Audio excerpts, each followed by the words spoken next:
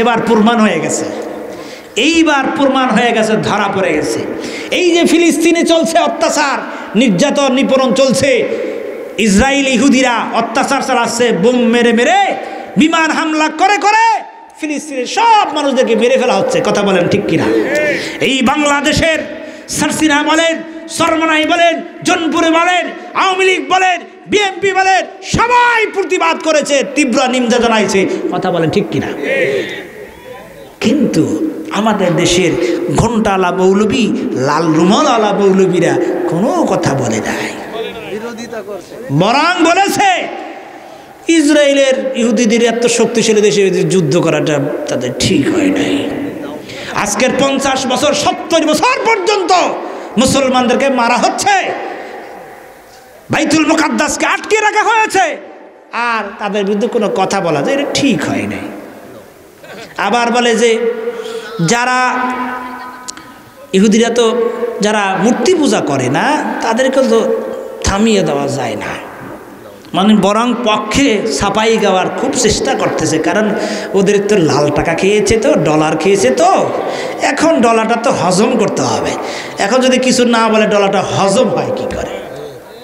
চেনা দরকার, বাংলাদেশের যুবকদের চেনা দরকার। আজকের বাংলাদেশের যুবকরা এইসব লাল রুমালওয়ালা ঘণ্টাওয়ালা মৌলবীদের পিছে দৌড়ায়, ঠিক কিনা বলে? এদেরকে অনুসরণ করতে চায়, অনুকরণ করতে চায়, আইডল মানতে চায়। কিন্তু এরা ফিলিস্তিনি মুসলমানদের দুশ্মন, এর ইসলামের দুশ্মন, এরা নবীর দুশ্মন। কথা বলেন ঠিক কিনা? এই জন্য আজকে আমাদেরকে চিনতে হবে, আমাদেরকে বুঝতে হবে কোন পথ সঠিক, কোনটা হক, এইটাই আমরা বুঝি না। হক কোনটা, সঠিক কোনটা, এইটাই আমরা বোঝার চেষ্টা করি না। গভীর মনোযোগ, এই জন্য আমাদেরকে চিনতে হবে। আজকের হক কথাগুলো না বললে আপনারা বুঝবেন কি করে? কথাগুলো বলা দরকার আছে কি নাই? আপনার খারাপ লাগতেছে, কষ্ট হইতেছে? আজকের আমরা যদি কথা না বলি, হক কথাগুলো না বলি, তো আপনারা চিনবেন কি করে? বাবার আমার, ভাইয়ের আমার, আসুন, এরাই ওলি আল্লাহদের সমালোচনা করে, পীর মুরিদির সমালোচনা করে, ঠিক কিনা বলে? এই বড় বড় শায়েখরা পীর মুরিদির সমালোচনা করে, আউলিয়া ইকরামের সমালোচনা করে। অথচ আমার আল্লাহ তাআলা কোরআন কি বলছে দেখেন, সূরা ফাতিহার শেষে আমরা কি বলি? ইহদিনাস সিরাতাল মুস্তাকিম।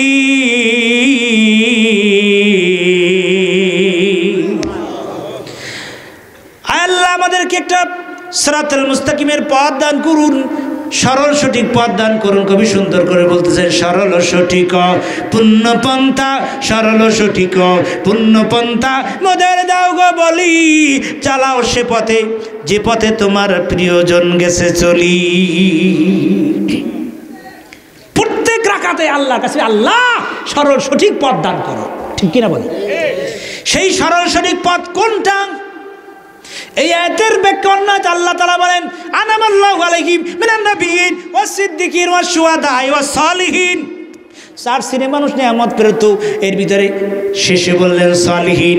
এই সালিহিনের ব্যাখ্যা তাফসীর রুহুল বয়ান করলেন, হিয়া উলামায়ে হাকিকা মাশায়েখের তরিকা, হক্কানি উলামায়ে কেরাম পীর মাশায়েখের তরিকা হলো সঠিক। চিৎকার দিয়ে বলেন সুবহানাল্লাহ।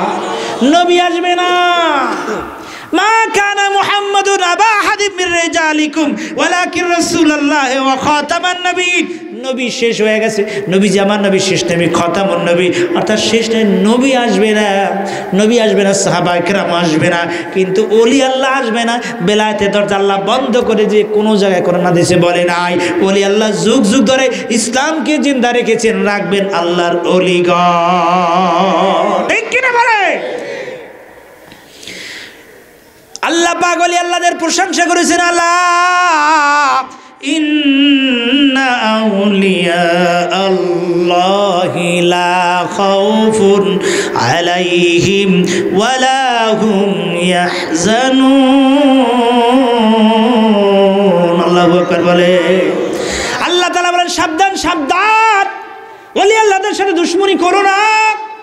সাবধান, আলা আলা, সাবধান সাবধান, ইন্না নিশ্চয়ই নিশ্চয়ই নিশ্চয়ই আল্লাহ কেন লাগাইলেন? ইন্না বললেই তো হয়ে যাইতেন, ইন্না নিশ্চয়ই আল্লাহর অলিগণ, তাদের কোনো ভয় নাই, তাদের কোনো চিন্তা নাই। কিন্তু আল্লাহ পাক শব্দ লাগাইলেন আগে, আল্লাহ সাবধান, আমার অলি আল্লাহদের ব্যাপারে সাবধান, সতর্ক হও। যতই তুমি বড় হও না কেন, যতই তুমি বড় হও না কেন, যতই তুমি আলেম বড় দাবি করো না কেন, অলি আল্লাহদের সাথে যদি সম্পর্ক না থাকে, মোহাব্বত না থাকে, অলি আল্লাহদের দরবারে যদি না যাও, বিপদ হইতে পারে কি পারে না, মুসিবত হইতে পারে কি পারে না। অলি আল্লাহদের সঙ্গে যারা বেয়াদবি করেছে, আমার আল্লাহ কিন্তু তাদেরকে ছাড়েন, জোরে বলেন ছাড়েন।